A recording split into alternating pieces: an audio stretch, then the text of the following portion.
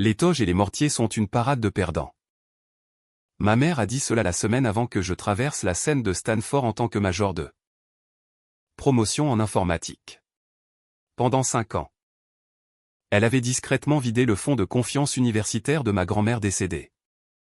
Plus de 180 000 $ pour payer les entraîneurs de basket AAU de mon frère de 17 ans. Des entraîneurs qu'aucun recruteur n'était venu voir depuis 18 mois. Elle ne savait pas que j'étais au courant. Mon père non plus. Jordan non plus. Mais l'homme à côté de moi à la remise des diplômes le savait. L'avocat du fonds de confiance aussi. Qui entrerait dans leur cuisine le lendemain matin avec une ordonnance du tribunal de Sacramento. J'avais été silencieuse pendant 9 ans. À 23 h ce soir-là, mon discours était en tête des tendances sur TikTok. Et mon père murmurait une phrase dans une pièce qui ne lui appartenait plus. Cette phrase lui a coûté une maison au bord du lac. Si cela vous touche déjà en plein cœur, prenez un instant pour liker. Vous abonner et indiquer votre localisation et leur local dans les commentaires. J'aime savoir d'où dans le monde vous écoutez. Je suis Wanda, 22 ans. Et voici l'histoire de la semaine où ma mère a qualifié ma remise de diplôme de parade de perdant. Et s'est réveillée pour découvrir que le fonds de confiance qu'elle pillait contenait une clause qu'elle n'avait jamais lue. Remontons 2 mois en arrière, au matin où mon fiancé m'a demandé de garder notre relation secrète. Owen m'a demandé en mariage un samedi au pied du phare de Point Pinot à Pebble Beach. Le brouillard était si épais que nous ne pouvions pas voir l'eau, seulement l'entendre. Il ne s'est pas mis à genoux. Il est simplement resté là, les mains dans les poches de son manteau, et a dit très calmement. « Accepterais-tu de rendre cela officiel avant que le monde ne découvre qui tu es ?» J'ai dit oui avant de comprendre ce à quoi j'acceptais. C'était un problème parce que je me préparais depuis presque une décennie pour que le monde découvre qui j'étais à mes propres conditions et à un jour très précis. Je devais d'abord passer la remise des diplômes.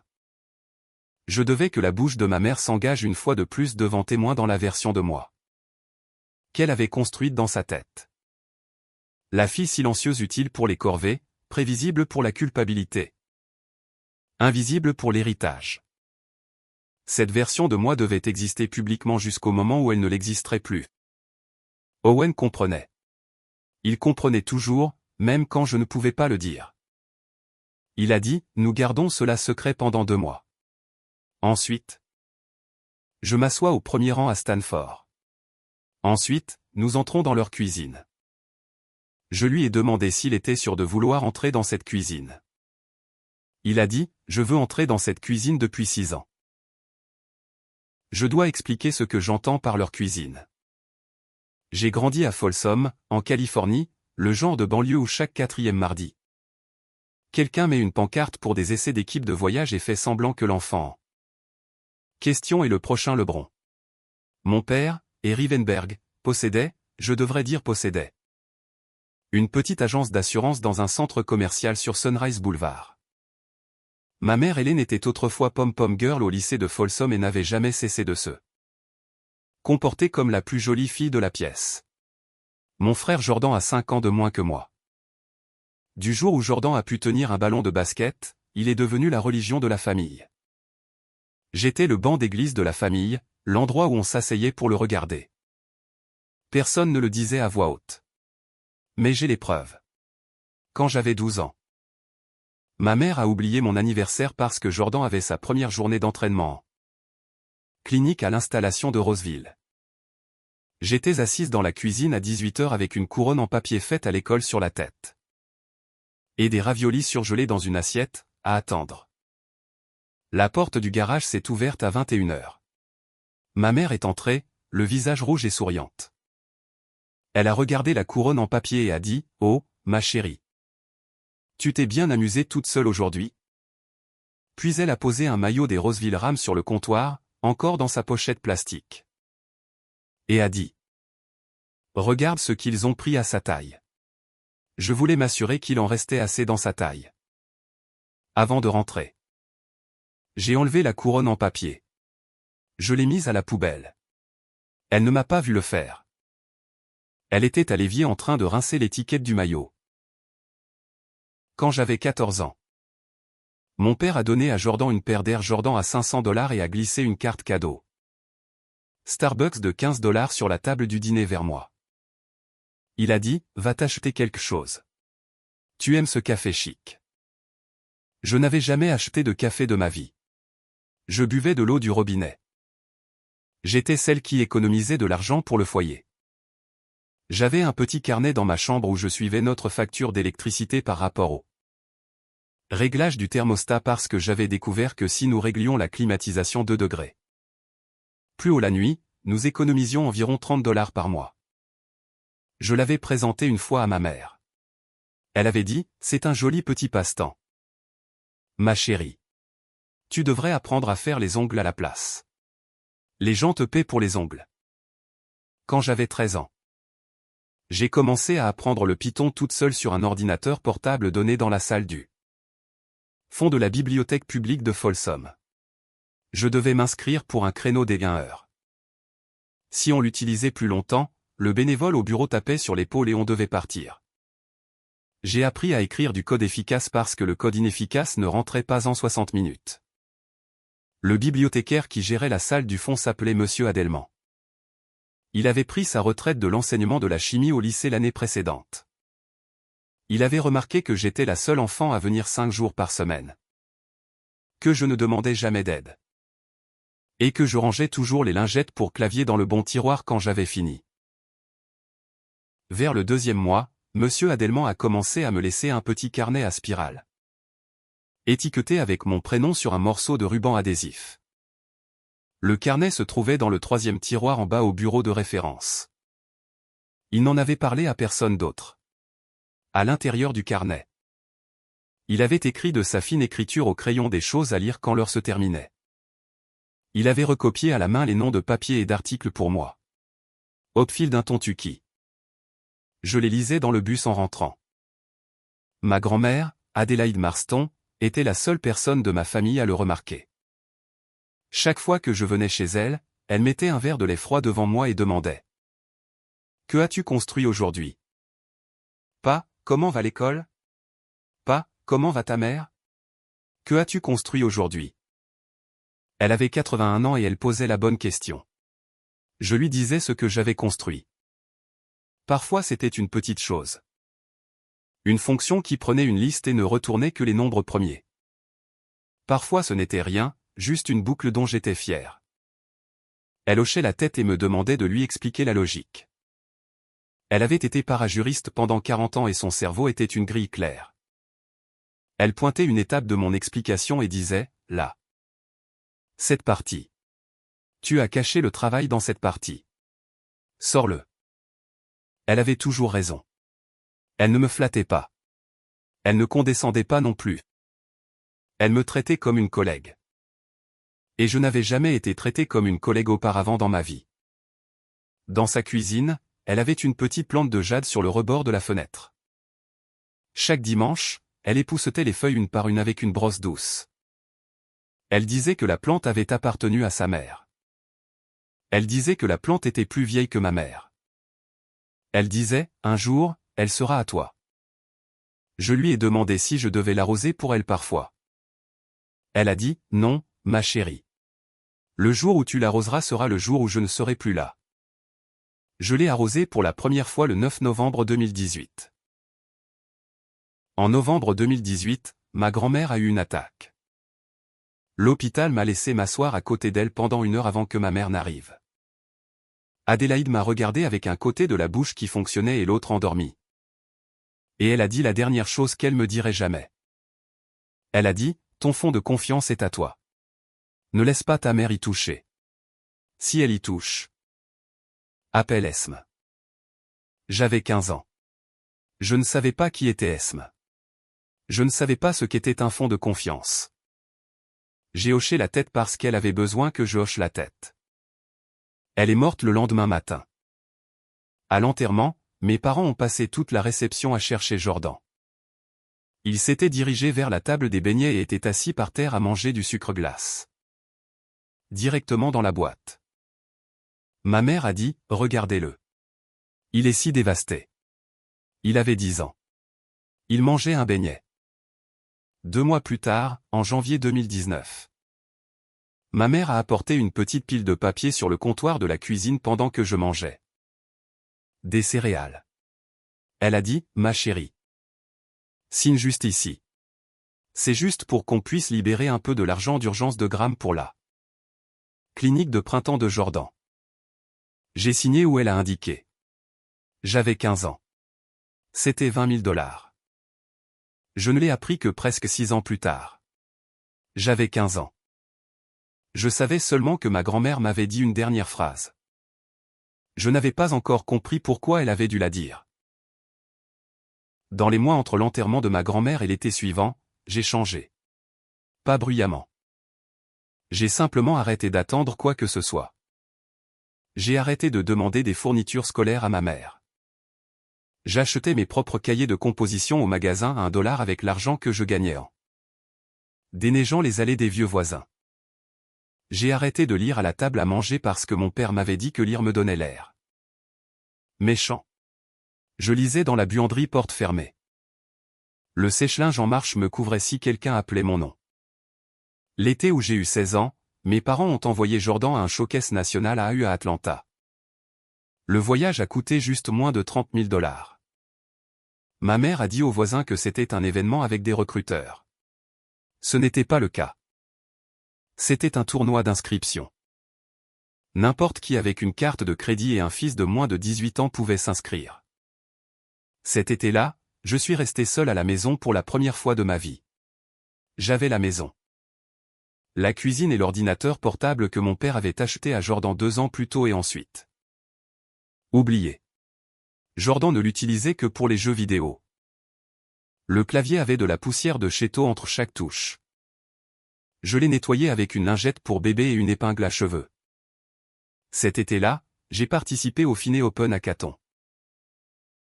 Finet Open était une compétition de codage anonyme à distance pour lycéens sponsorisée par une entreprise technologique dont personne dans mon lycée n'avait entendu parler, Carrington Lab. Le sujet était clair. Construire un modèle capable de prédire le risque de défaut de crédit des consommateurs à partir de signaux publics disponibles. La fenêtre de soumission était de 12 jours. J'en ai passé 10 dans la cuisine avec du thé glacé et sans climatisation. Je travaillais de 7 h du matin à 3 h du matin suivant. Je mangeais du riz froid avec de la sauce soja. Je dormais par bloc de 4 heures sur le canapé dans le salon parce que la chambre devenait trop chaude l'après-midi. J'ai nettoyé la poussière de chéto de l'ancien ordinateur portable de Jordan avec une lingette. Pour bébé, une épingle à cheveux et une seule goutte de liquide vaisselle sur un chiffon microfibre. Le modèle que j'ai soumis était un petit ensemble. 3 apprenants faibles empilés sur un arbre de décision boosté par gradient avec une fonctionnalité personnalisée que j'avais découverte en lisant un livre blanc du CFPB que ma grand-mère m'avait envoyé le Noël précédent. Adélaïde avait découpé l'abrégé d'un magazine imprimé et l'avait agrafé au dos d'une carte de vœux. Je ne sais pas comment elle avait su que j'en aurais besoin. Je suis arrivé première. 3 jours après les résultats, j'ai reçu un email à 3 h du matin. L'objet était juste mon nom d'utilisateur. Le corps disait, Wanda, es-tu actuellement supervisé par quelqu'un? Owen Carrington. Je suis resté assise sur le sol de ma chambre à fixer l'écran pendant 40 minutes. La maison était sombre. Jordan était à Atlanta.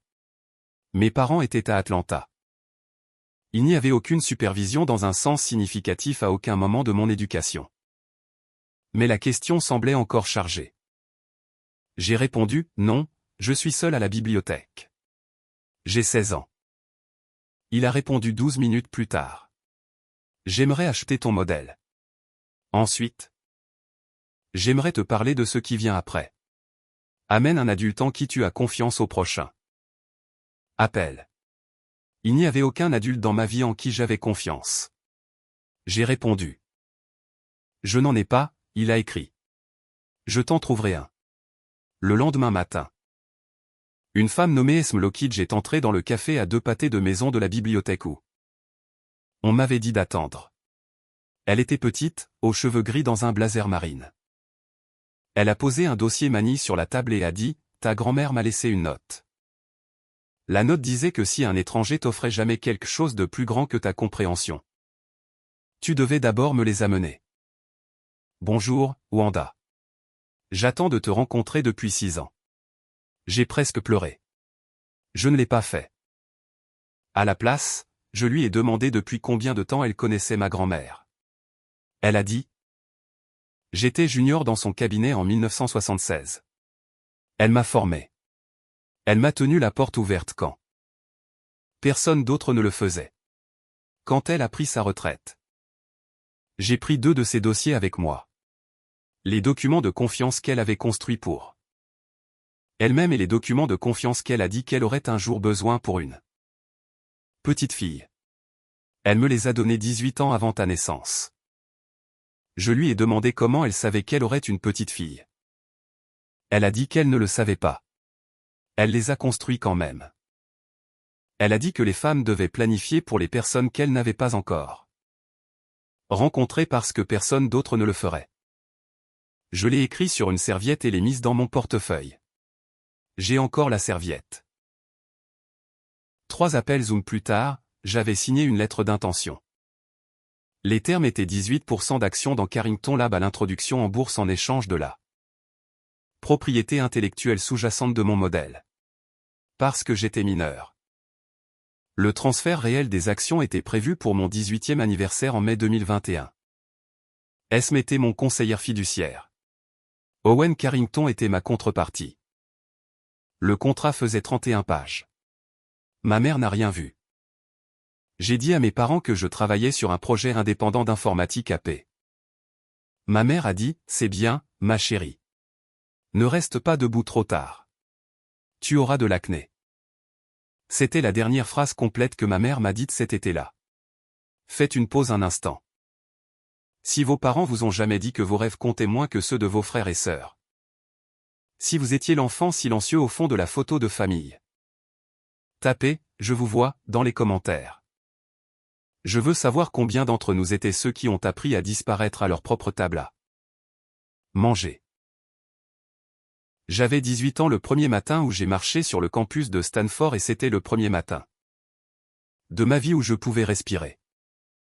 J'avais gagné une admission compétitive et une bourse pour revenus modestes que mes parents pensaient payer mes frais de scolarité. Ce n'était pas le cas. Mes frais de scolarité étaient payés par une distribution de dividendes anticipés des actions de Carrington Lab que ma mère ne savait pas exister. Owen avait mis en place les transferts via une LLC propre dans le Delaware pour que rien dans mon dossier d'aide financière universitaire ne déclenche un signal d'audit. Ma première année, je mangeais des ramen dans ma chambre universitaire. Je ne l'ai dit à personne. Les filles de mon étage avaient pitié de moi et m'apportaient des bagels. Je les laissais faire. J'ai appris plus tard que laisser les autres être gentils avec soi fait partie d'aller bien. Je n'avais pas eu le droit d'apprendre cela à la maison.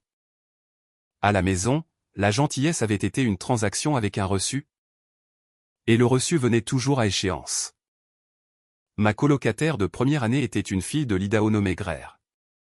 Elle voulait être médecin. Elle n'avait jamais rencontré personne de Californie. Elle posait sa main sur mon avant-bras quand elle me posait une question. Comme certaines personnes le font, et j'ai sursauté les 3 premières fois qu'elle l'a fait. À la fin du semestre, je ne sursautais plus. Elle ne savait pas que c'était une étape importante. Je ne le lui ai pas dit. En juin 2022, l'été après ma première année.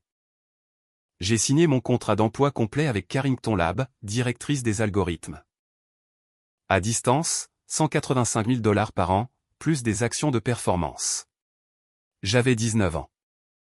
J'ai sous-loué un lit simple dans une unité de logement pour diplômés sur Junipé Serra Boulevard. Parce que personne à mon étage n'aurait compris pourquoi je ne m'inquiétais pas du loyer. En août 2024, Carrington Lab est entré en bourse au Nasdaq. La valorisation d'ouverture était d'environ 5 milliards de dollars. Mes 18% d'actions sur papier valaient juste plus de 920 millions de dollars. J'étais assise dans ma chambre universitaire et j'ai regardé la cloche d'ouverture sur mon téléphone. Avec le son coupé. J'ai bu une tasse d'eau chaude nature avec du citron. Owen m'a envoyé un texto avec un seul mot, fait. Je ne me sentais pas riche. Je me sentais patiente. Cet après-midi-là, j'ai marché jusqu'à un banc dans le Cannear Garden. Je suis restée assise là 2 heures. J'ai regardé un homme avec un souffleur de feuilles dégager le chemin entre les magnolias. J'ai pensé à la plante de jade de ma grand-mère. La plante était dans une boîte au fond de mon placard enveloppée de journal. Je l'avais transportée de chambre en chambre pendant 3 ans. Je ne l'avais pas encore mise sur un rebord de fenêtre parce que je n'avais pas encore trouvé un rebord de fenêtre qui me semblait à moi. Ce soir-là, j'ai déballé la plante et l'ai mise sur la fenêtre de la cuisine de mon unité de logement pour diplômé. Les feuilles étaient poussiéreuses. Je les ai nettoyées une par une avec une brosse douce. Ce soir-là, j'ai appelé Esme et lui ai demandé de commencer la première vérification programmée du fonds de confiance de ma grand-mère. Le fonds de confiance était un instrument à cycle de 6 ans. Adélaïde l'avait conçu ainsi exprès parce qu'elle connaissait ma mère. Elle savait que ma mère pouvait maintenir un sourire pendant n'importe quelle revue de 6 mois. Mais qu'elle ne pouvait pas maintenir une histoire pendant 6 ans. La vérification était un piège lent, et il tournait depuis 2018. Il s'est déclenché en novembre 2024. Esme m'a appelé un mercredi. Elle a dit, Wanda. J'ai les relevés bancaires. Il y a eu 4 retraits du compte du fonds de confiance au cours des 5 ans et demi passés. Total 180 000 $. Chaque retrait porte la signature de ta mère. Aucun nœud. Porte la tienne. J'étais sur un canapé de salle d'études dans Gates Hall. Je n'ai pas bougé. Je n'ai pas pleuré. J'ai demandé à Esme de m'envoyer les scans s'il te plaît. Je suis restée assise avec mon ordinateur portable ouvert pendant 2 heures à lire les entrées une par une. 20 000, 30 000, 50 000, 80 000. J'avais été silencieuse pendant presque une décennie. J'avais décidé bien avant ce moment que je ne parlerais pas jusqu'à ce que mes parents se soient eux-mêmes enfoncés complètement dans le piège qu'ils avaient tendu. Et je savais exactement quand ce piège se refermerait parce que j'allais être celle qui le refermerait. Le jour où j'ai traversé la scène de Stanford en janvier 2025, Owen, Esme et moi nous sommes rencontrés dans le bureau d'Esme à Sacramento. Le bureau est au 11e étage d'un bâtiment en briques sur J Street avec une seule fenêtre donnant sur les voies ferrées. Esme a étalé les relevés sur sa table de conférence dans l'ordre chronologique. Elle a dit, janvier 2019. 20 000 pour ce que ta mère a décrit à la banque comme la clinique de printemps de Jordan. Août 2020. 30 000 pour un voyage à AU sur la côte est. Mai 2022. 50 000 pour ce qu'elle a appelé un programme de récupération européen qu'elle a inventé. Juillet 2023, 80 000 pour des forfaits d'entraînement privés à Roseville. Elle a tapoté chaque relevé une fois. Elle utilisait la même caissière chaque fois. Il pensait qu'elle était agente immobilière investissant pour son fils. Il pensait qu'il était gentil. Elle a fait une pause. Elle a dit. J'ai interviewé la caissière hier. Il a pleuré dans mon bureau. Il a dit qu'elle venait en blazer. Et perle chaque fois. Il a dit qu'elle lui apportait toujours une petite boîte de bonbons à la mère. Il a dit qu'il n'avait jamais pensé à demander pourquoi une mère avait besoin de retirer de l'argent d'un fonds de confiance pour un adolescent. Il a dit qu'il était vraiment désolé. J'ai demandé à Esme si je voulais porter plainte contre ma mère. Esme m'a regardé un long moment. Elle a dit. Tu peux. Le comté prendra une affaire comme celle-ci. Ce serait un détournement de fonds en capacité fiduciaire. Le minimum est d'1 an. Le maximum est significatif. Mais Wanda. Une affaire pénale te rongera. Elle rongera tes fondations. Elle rongera la tranquillité de ton fiancé. J'ai dit, alors non. Le recouvrement civil suffit. Esme a dit, bien. C'est ce que ta grand-mère aurait dit. Owen a dit, j'aimerais me manifester maintenant. J'ai dit, non. J'ai dit, attends. J'ai dit, attends jusqu'à ce que je lise le discours. Esme m'a regardé un long moment. Puis elle a hoché la tête. Le même hochement de tête que ma grand-mère m'avait donné depuis le lit d'hôpital. Elle a dit, alors laisse-moi expliquer le recouvrement. Le recouvrement était la seconde moitié de la conception de ma grand-mère. Le fond de confiance qu'elle avait construit pour moi était protégé en surface. Mais en dessous il était câblé. Adélaïde avait aussi laissé un ensemble séparé d'actifs à mes parents. Mais ces actifs étaient conditionnels. Ils dépendaient du fait que son fonds de confiance pour moi reste intact. L'instrument s'appelait une clause interarim qui, selon le Code des successions de Californie, est exécutoire lorsqu'elle est correctement rédigée et Adélaïde l'avait rédigée comme une femme qui avait été parajuriste en 1962 et n'avait jamais oublié ce qu'une parajuriste pouvait faire. La clause disait en langage clair que si une partie autre que la bénéficiaire nommée, à savoir moi, retirait des fonds du fonds de confiance sans mon consentement écrit, les actifs conditionnels revenaient. Les actifs conditionnels étaient la maison au bord du lac à Tahoe, évaluée à environ 1,4 million et un portefeuille de titres gérés valant 640 000 $. Tous deux actuellement détenus au nom de et Hélène Rivenberg. S m'a dit, au moment où tu signes la pétition. Ces deux actifs passent de nouveau à la succession Marston puis te reviennent par directive.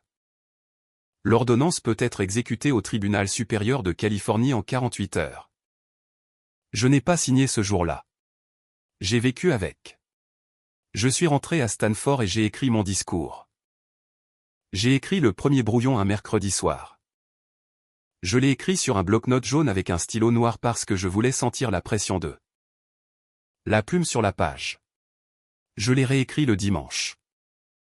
Je l'ai réécrit encore 2 semaines plus tard après qu'Owen l'ait lu pendant un vol. Il a écrit 3 phrases dans la marge et a dit, celle-ci, garde celle-ci. Ne la change pas. Je l'ai gardée. Entre-temps, ma mère a commencé à m'appeler. Elle ne m'avait pas appelé depuis 11 mois. Ma chérie, a-t-elle dit, redis-moi, Stanford est-elle stricte sur la présence des parents? Parce que Jordan a ce showcase et ton père pensait, j'ai dit, Stanford n'est pas strict. Faites ce que vous voulez. Je l'ai dit avec un petit sourire qu'elle ne pouvait pas entendre. J'ai presque ri. Je l'ai retenu. Il restait encore 6 semaines. En mai 2025, Owen et moi avons conduit à Pebble Beach. Le phare de Point Pinot fonctionne depuis 1855. C'est le plus ancien phare en fonctionnement continu sur la côte ouest. J'ai appris ce fait d'Owen pendant le trajet. Il aime les faits comme certains hommes aiment le silence. Il avait une bague avec lui. La bague n'était pas neuve. Elle avait appartenu à sa mère. Sa mère l'avait élevée seule avec un salaire d'enseignante dans l'est de la Pennsylvanie. Et elle était morte d'un cancer du pancréas quand Owen avait 24 ans. Il avait pris sa bague de son doigt lui-même à l'hospice. Il l'avait gardée dans une petite pochette en velours dans le tiroir de son bureau pendant 14 ans. Il a dit que le nom de sa mère était June. Il a dit qu'elle avait enseigné en 4e année dans une ville appelée Louisbourg pendant 32 ans. Et qu'elle avait tenu une liste de chaque élève qu'elle avait jamais enseigné dans un bloc-notes jaune dans le tiroir du bas de son bureau et que la liste faisait 912 noms.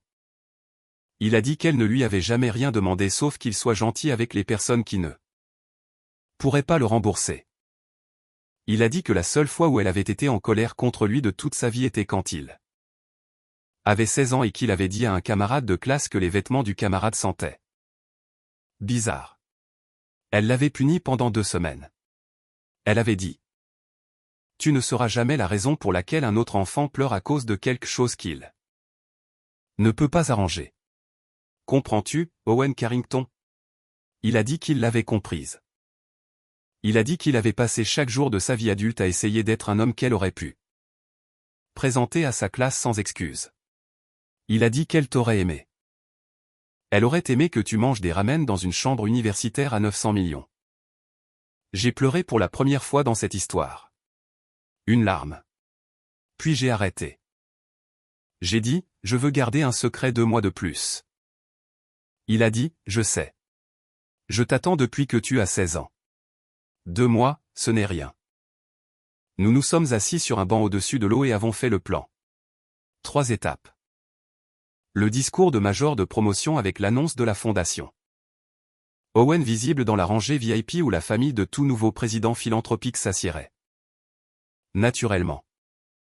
Puis le lendemain matin, nous trois, moi, Owen et Esme, à la porte de la maison de Folsom. J'ai demandé une fois de plus à Owen, « Es-tu sûr de vouloir entrer dans cette cuisine ?» Il a dit, « Je veux entrer dans cette cuisine depuis 6 ans. Pour la première fois de ma vie, j'avais une famille. Et cette famille n'avait pas eu besoin d'un seul morceau de papier pour le prouver. » Une semaine avant la remise des diplômes, j'ai appelé ma mère pour confirmer la logistique des places. L'appel a duré 23 secondes. J'ai dit, « Maman. La section famille ouvre à 9 heures. La réception est dans le Cannear Garden à 15 heures. » Elle a dit, « Ma chérie. Nous n'y allons pas. Les toges et les mortiers sont une parade de perdants. Jordan a des recruteurs. À son showcase, ça compte. » J'ai dit, « Quel recruteur ?» Elle a dit, « Chérie, est-ce que ça compte ? Ils seront là. » J'ai dit, « D'accord, maman. » J'ai raccroché. J'ai envoyé un texto à Owen. « Nous sommes prêts. » Il a répondu. Confirmé. Esme dépose la pétition provisoire vendredi. C'était un mardi. Nous avions 3 jours. J'ai passé cette nuit-là à faire 2 valises. Une pour la semaine de remise des diplômes, une pour Palo Alto, mon déménagement permanent. Je n'ai pas annoncé le déménagement à mes parents. Ils n'avaient pas demandé où je vivrais après la remise des diplômes. Ils avaient supposé, je pense, que je rentrerais à la maison. Que j'obtiendrais un emploi de codage mal payé à Sacramento et que je commencerais à aider avec les dépenses de Jordan. C'était la version de moi qu'ils avaient construite. C'était la version dont j'avais besoin qu'ils continuent de croire pendant 3 jours de plus. Le jeudi après-midi, Esme a envoyé à Owen le brouillon de la pétition. Le vendredi matin, elle l'a déposé sous scellé auprès d'un juge de la Cour supérieure de Sacramento qui avait été greffier pour le premier avocat de ma grand-mère, un homme nommé Charles Marston. Aucun lien. Le juge avait connu Adélaïde. Il a lu la clause. Il a signé l'ordonnance. L'ordonnance était prévue pour publication à 8 heures le matin du jour après la remise des diplômes. La veille de la remise des diplômes, je me suis tenu devant le miroir dans ma chambre d'hôtel à Palo Alto à 2 heures du matin. Owen dormait sur le canapé de la suite parce que je le lui avais demandé. Je voulais une dernière nuit seule avec mon reflet. J'ai lu le discours au miroir. Je l'ai lu 2 fois. La deuxième fois que je l'ai lu, j'ai vu ma grand-mère debout derrière moi dans le miroir. Elle ne souriait pas. Elle a hoché la tête une fois. Je veux vous dire la vérité sur ce moment. Je n'hallucinais pas. Je savais qu'elle n'était pas vraiment là. Je savais que mon cerveau l'avait construite à partir de 9 ans d'absence pratiquée. De la façon dont le cerveau construit des pièces dans les rêves que vous n'avez jamais visités. Mais dont vous connaissez toujours le plan au sol. Elle n'était pas un fantôme. Elle était un souvenir que j'avais plié et replié jusqu'à ce qu'il devienne muscle. J'ai dit au miroir d'une voix à peine au-dessus du murmure, « Grand-mère. Je vais le lire demain. Ils ne viennent pas, es-tu fier ?» Le miroir, bien sûr, n'a rien répondu. La plante sur le bureau n'a pas bougé. La circulation dehors continuait. Un klaxon de voiture a retenti depuis El Camino Real. Quelqu'un a ri dans le couloir. Une porte s'est fermée. Je me suis assise sur la moquette au pied du lit et j'ai plié le discours une fois en 2. Je suis allé me coucher à 3 heures. J'ai traversé la Seine à midi le lendemain devant 8000 personnes à Frost Amphithéâtre. Le département d'informatique de Stanford m'avait voté major de promotion de la classe de 2025. Il y avait 190 majeurs en informatique de premier cycle cette année-là. J'avais le GPA le plus élevé de tous, un 3,99. Le seul à moins était un cours d'écriture introductif en mon premier semestre d'automne où le professeur avait dit pendant les heures de bureau que mes essais étaient trop propres. Comme si un robot les avait écrits. Je l'avais remercié pour le retour et ne lui avais jamais demandé de réviser. Le discours durait 8 minutes. Je l'avais mémorisé. Je n'ai pas regardé le papier du pupitre. J'ai regardé les 8000 visages.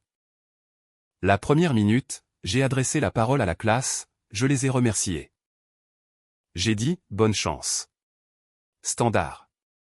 La deuxième minute.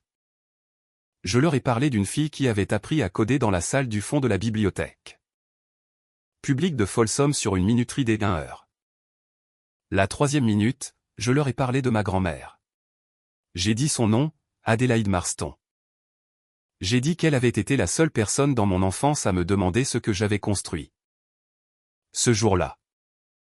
J'ai dit qu'elle avait été parajuriste en 1962 quand les femmes n'étaient pas censées lire les contrats et qu'elle les avait lus quand même. J'ai dit qu'elle était morte un mercredi en novembre 2018 et qu'elle m'avait dit une dernière phrase. Et que cette phrase concernait un fonds de confiance. La quatrième minute, j'ai annoncé la fondation Adélaïde Marston. J'ai dit au public que dès ce matin, une dotation de 25 millions de dollars avait été établie pour fournir des frais de scolarité complets à Stanford pour 500 étudiants de premier cycle de première génération au cours de la prochaine décennie. J'ai dit que la première cohorte serait sélectionnée parmi les étudiants qui avaient utilisé une bibliothèque publique comme point d'accès principal à l'ordinateur. J'ai dit que nous financions aussi 3000 ordinateurs portables à distribuer aux bibliothèques publiques dans les zones rurales de Californie, en commençant par le comté de Sacramento et en s'étendant vers l'extérieur. J'ai dit que chaque ordinateur portable aurait une petite plaque sur le dessous qui dirait simplement de la part d'une fille qui en avait besoin d'un. J'ai dit que l'idée de la plaque venait de Monsieur Adelman. Il avait pris sa retraite de la bibliothèque publique de Folsom 2 ans plus tôt. Il était dans le public ce jour-là. Je lui ai demandé de se lever. Il s'est levé. Le public a applaudi pour lui pendant 38 secondes. Je leur ai dit que la fondation n'accepterait aucun membre du conseil qui n'avait pas utilisé une ressource publique à un moment de son éducation. J'ai dit que la fondation publierait ses décisions de subvention de manière transparente chaque trimestre. J'ai dit que la fondation n'aurait jamais de gala. Le public a ri. Le public s'est levé. Ils ne se sont pas rassis pendant 1 minute et demie. La 5e minute, j'ai dit la phrase qu'Owen avait entourée. J'ai dit aux parents de ce pays qui ont dit à leur fille qu'elle ne comptait pas assez pour venir. Merci. Votre absence m'a appris tout ce que vous n'aviez jamais voulu m'apprendre. J'ai laissé cela s'installer. J'ai dit, et aux grands-mères qui ont regardé quand même, nous avons construit cela pour vous. J'ai reculé. J'ai quitté la scène sous une ovation debout qui a duré 3 minutes. J'ai le timestamp. L'équipe de diffusion de Stanford l'a enregistré. Owen était au premier rang de la section VIP dans un simple costume gris anthracite. Il ne s'est pas levé et n'a pas applaudi bruyamment. Il s'est levé et a applaudi exactement comme les autres sponsors de l'industrie ont applaudi. Il a hoché la tête une fois quand je l'ai regardé. Juste une fois. C'était notre promesse. L'équipe des médias sociaux du département CS de Stanford a posté un clip de 90 secondes à 16 heures. Avec comme légende seulement mon nom et l'annonce de la fondation. À 18 heures, il atteignait un demi-million de vues. À 20 heures, il avait dépassé 14 millions. À 23 heures, c'était la vidéo la plus tendance numéro 1 sur TikTok aux États-Unis. Et Fox News l'avait repris pour leur blog de fin de soirée. À 23 heures ce soir-là, mes parents sont arrivés dans l'allée de notre maison de Folsom. Jordan avait perdu son match de showcase à U18-2. Il n'y avait pas eu de recruteur. Il y avait eu 35 parents et un photographe de tournoi qui n'arrêtait pas de pointer sa caméra vers l'autre équipe.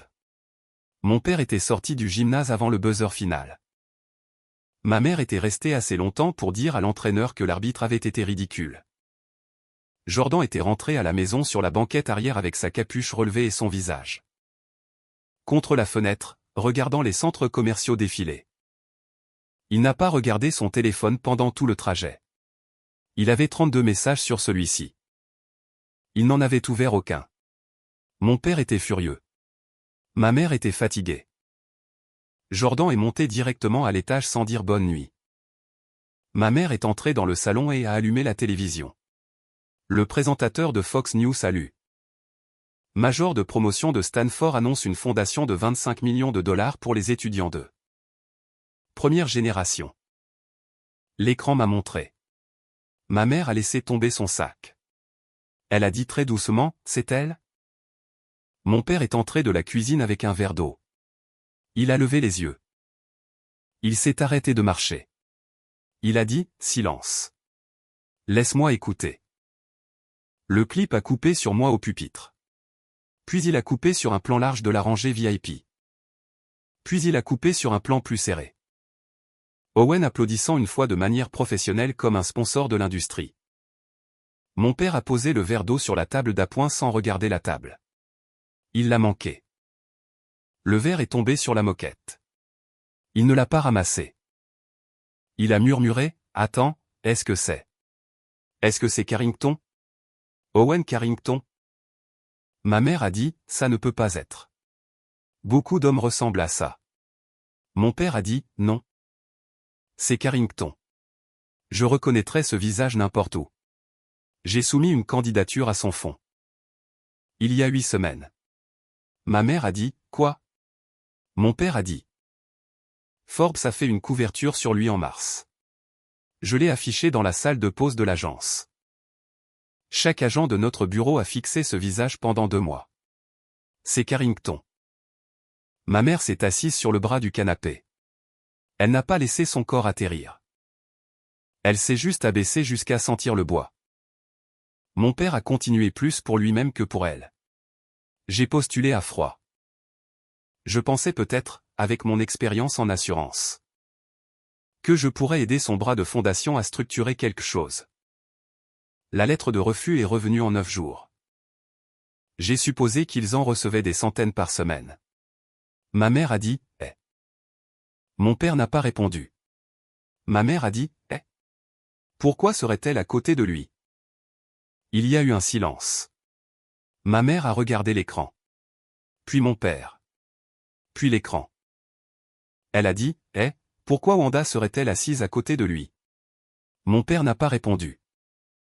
Il s'est assis sur le canapé. Ma mère a pris la télécommande.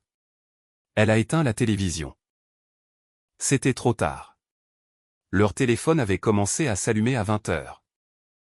Mais ils étaient au match de Jordan et avaient ignoré chaque vibration. Maintenant, sur le canapé silencieux, les 2 téléphones se sont allumés en même temps. 53 messages de voisins et membres d'église. Le premier d'une femme nommée Marlène Alperne qui vivait 3 portes plus loin disait simplement. Quand la future Madame Carrington rentre-t-elle nous voir? Ma mère l'a lu 2 fois. Puis elle a posé le téléphone face contre la table basse. Elle a dit, je ne comprends pas, mon père a dit, moi si. Je veux que vous fassiez une pause un instant parce que ce qui vient ensuite est la partie qui restera avec vous. Parfois la chose la plus forte que vous direz jamais à vos parents est le mot non prononcé calmement. Pendant que la pièce regarde. Si vous avez déjà dû dire ce nom, vous savez que ce n'est pas une question de vengeance. C'est une question de ne plus prétendre que vous pouvez les sauver d'eux-mêmes. Le lendemain matin, ma mère s'est réveillée à 6 heures et a commencé à appeler les voisins. Elle leur a dit qu'il y avait un brunch de célébration à la maison à 11 heures. Elle a dit qu'elle était si fière de sa fille de Stanford qui avait été une si petite surdouée. Silencieuse. Vous savez comment c'est. Elle a dit qu'elle planifiait le brunch depuis des semaines. Elle a dit que la restauration Whole Foods était sur son calendrier depuis avril. Elle avait appelé la restauration Whole Foods à 6h15 ce matin-là. À 10h du matin, la salle à manger de notre maison de Folsom était dressée pour 30 personnes. Il y avait un plateau de fruits, 2 plateaux de mini-quiches, une carafe de café, une carafe d'eau pétillante et un petit panneau en carton qui disait « Bienvenue à la maison. Wanda ». De la main de ma mère. Le marqueur était encore débouché sur le comptoir de la cuisine quand je suis arrivé. Le capuchon avait roulé dans l'évier. Elle avait aussi sorti du fond d'un placard du couloir une photo de moi de 2e année dans un petit cadre en bois. Je n'avais jamais vu le cadre auparavant. La photo elle-même, je ne l'avais pas vue depuis 15 ans. Elle me montrait dans une salopette en velours côtelé jaune tenant un pantin en sac en papier en forme d'ours. Les yeux du pantin étaient de travers parce que je les avais collés moi-même. Je souriais. Il me manquait les dents de devant. Ma mère avait posé la photo sur le buffet. appuyé contre un vase de tournesol du supermarché avec un petit cartel collé en dessous qui disait « De sa main, notre fière fille de Stanford ». Elle avait acheté le cartel au magasin à $1 ce matin-là. L'autocollant de prix était encore au dos. Mon père portait un polo Stanford tout neuf. L'étiquette était encore sur le dessous du col. Je pouvais la voir depuis l'autre bout de la pièce. Quand je suis entré, les invités étaient un mélange. Il y avait 6 voisins. Il y avait 2 tantes et un cousin. Il y avait 3 collègues de mon père de l'agence. Il y avait un couple que ma mère avait rencontré à un des tournois AU de Jordan. Il y avait la famille Alperne. Marlène Alperne était la femme qui avait envoyé un texto à ma mère la veille au soir. Owen, Esme et moi sommes entrés à 10h36 du matin. Ma mère a vu Owen en premier. Elle a dit très joyeusement, « Ma chérie, tu ne m'avais pas dit que tu amenais un ami. » J'ai dit, « Il n'est pas un ami.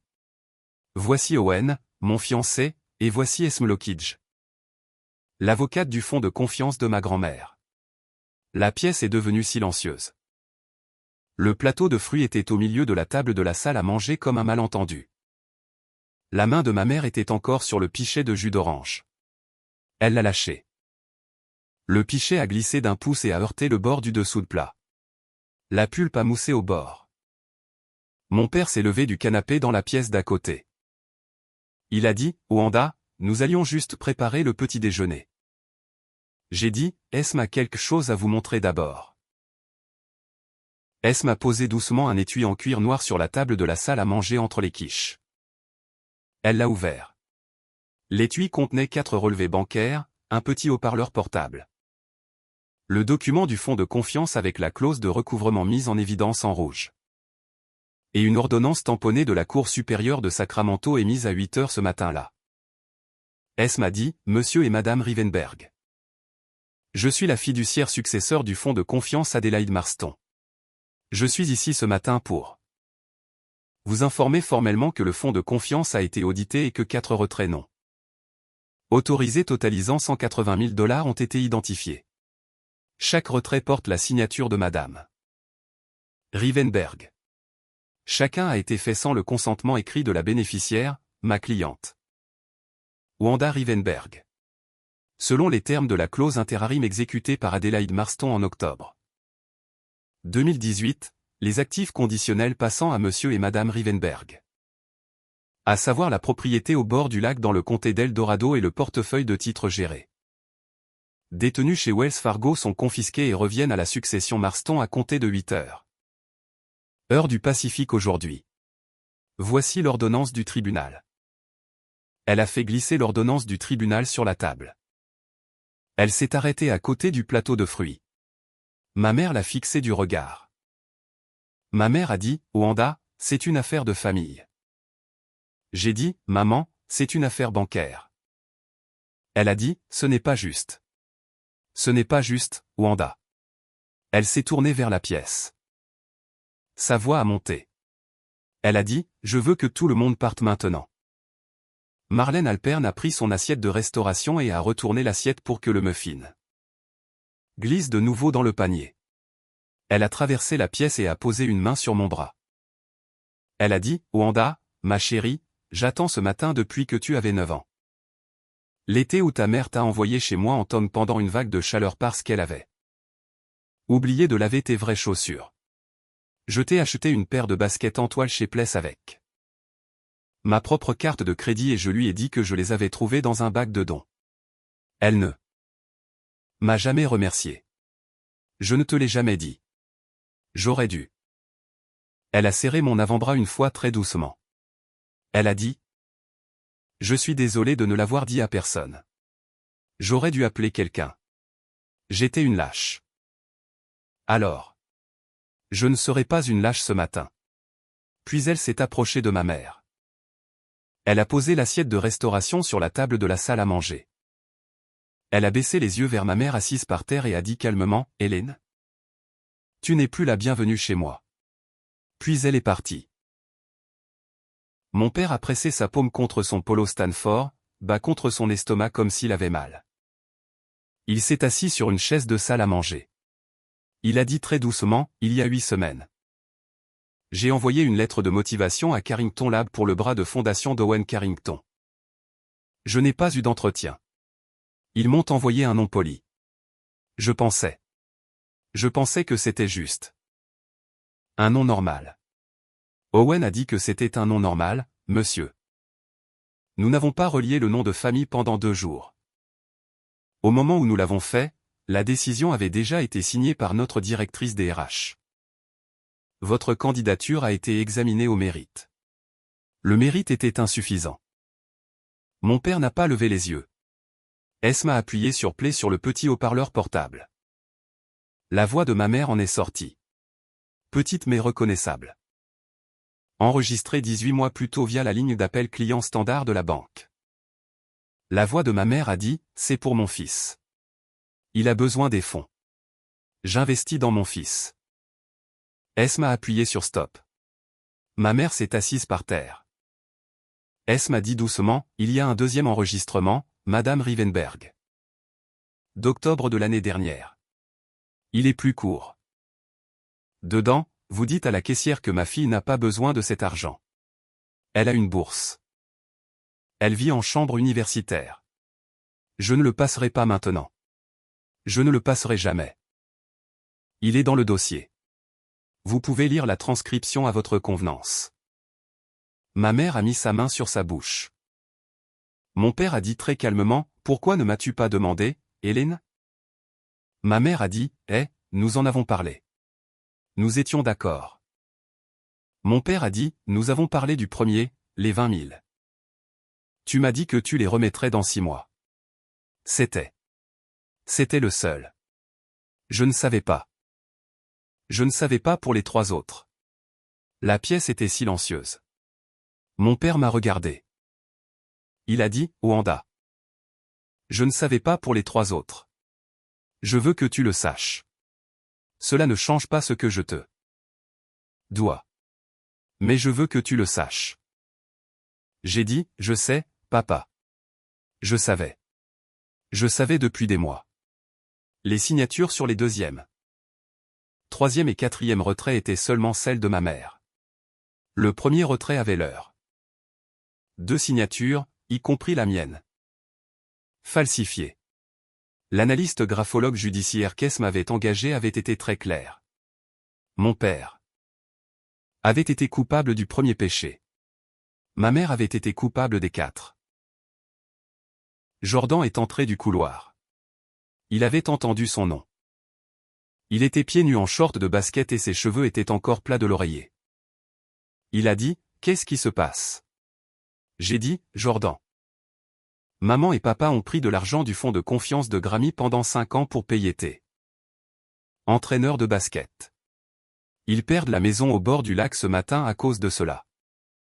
Jordan a regardé notre mère par terre. Il a dit très doucement, est-ce qu'elle l'a vraiment fait? Ma mère a commencé à dire quelque chose. Elle n'a pas pu finir une phrase. Jordan m'a regardé. Pour la première fois depuis peut-être 7 ans. Mon frère m'a regardé comme si j'étais une personne. Il a dit, est-ce que tu as eu quelque chose de cela? J'ai dit, j'ai eu une éducation et une fondation et une avocate qui aimait ma grand-mère. J'ai eu cela sans l'argent du fonds de confiance. L'argent du fonds de confiance n'a jamais été à propos de moi. J'ai laissé cela s'installer. J'ai dit, mais toi, tu as eu 5 ans d'entraîneur. Aucun recruteur ne regardait vraiment. Donc, tu as eu quelque chose aussi. Juste pas ce que tu pensais obtenir. Jordan a regardé le sol. La pièce était silencieuse. Les Halpern étaient déjà partis. Les 3 collègues de l'agence se sont levés et sont sortis calmement de la salle à manger et de la porte d'entrée. Les 2 tantes et le cousin ont commencé à suivre. Le cousin s'est arrêté à la porte et a dit, Wanda, ma chérie. Je suis vraiment désolé de n'avoir jamais demandé. Je suis vraiment désolé. Ma tante Patricia s'est levée du petit canapé dans le coin. Elle était la sœur aînée de mon père. Elle n'avait pas visité notre maison depuis 2017. Elle avait arrêté de venir après une dispute avec ma mère à propos, de toute chose, d'une recette. Elle s'est approchée de moi. Elle ne m'a pas touché. Elle est juste restée là. Elle a dit, Wanda.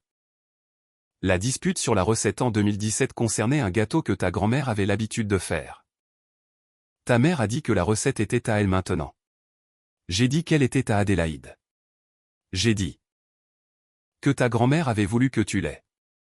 Ta mère m'a dit de sortir de sa maison et de ne pas revenir. J'aurais dû t'appeler. J'aurais dû conduire à Folsom et mettre la recette dans ta boîte aux lettres. Je suis vraiment désolé. Elle m'a tendu un morceau de papier plié. Bloc-notes jaune. Son écriture. C'était la recette du gâteau. Je l'ai mise dans ma poche. J'ai dit, merci, tante Patricia. Elle est partie. Mon père a dit enfin, Wanda, donne-nous une chance de réparer cela, s'il te plaît. J'ai regardé Owen. Owen n'a pas hoché la tête ni secoué la tête. Il a simplement soutenu mon regard. Il me disait avec son visage que la réponse était à moi et à moi seul. Et qu'il tiendrait quelle que soit la réponse que je choisirais sans question. J'ai regardé ma mère sur la moquette. J'ai regardé mon père sur la chaise de salle à manger.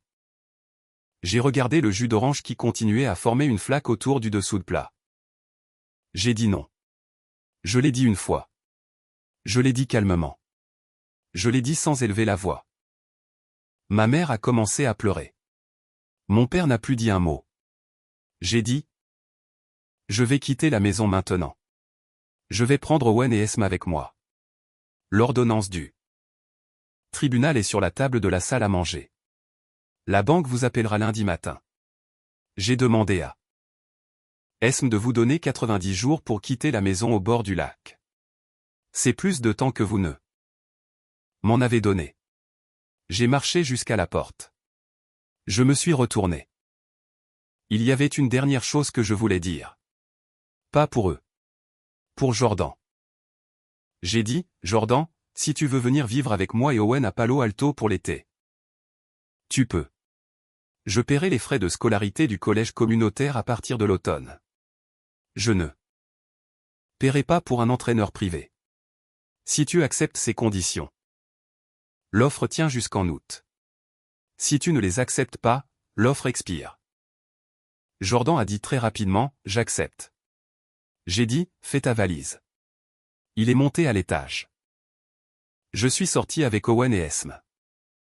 Je n'ai pas regardé en arrière la table de la salle à manger ou le jus d'orange ou le panneau de Bienvenue à la maison Wanda. Le capuchon du marqueur était encore dans l'évier.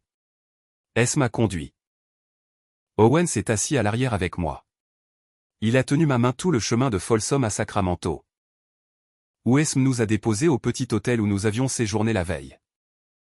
Aucun de nous n'a rien dit jusqu'à ce que nous soyons dans la chambre. Puis je me suis allongé sur le lit et je n'ai pas pleuré. J'étais juste allongé là. Owen s'est assis au bord du lit. Il a dit, est-ce que c'était comme tu voulais que ça se sente? J'ai dit, oui. Il a dit, bien. Alors c'était juste. Un mois plus tard, en juillet 2025. La fondation Adélaïde Marston a ouvert son premier bureau à Palo Alto. 14 employés à temps plein, 500 bourses en cours de traitement. 3000 ordinateurs portables expédiés à 41 bibliothèques rurales de Californie d'ici la fête du travail. La première cohorte commencerait à Stanford à l'automne 2026. Mon père a perdu l'agence fin août. Pas à cause de l'ordonnance du tribunal. Parce que ses clients ont discrètement annulé leur police. Personne ne confronte un homme à Folsom. Ils arrêtent simplement de répondre à ses appels.